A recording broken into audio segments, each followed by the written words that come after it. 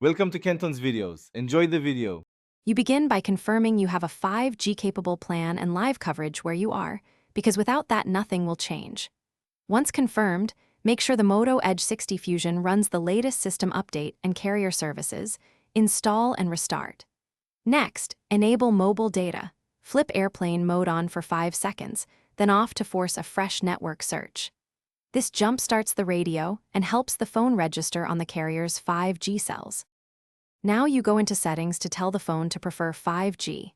Open Network and Internet, pick the active SIM, and set preferred network type to 5G/LTE Auto.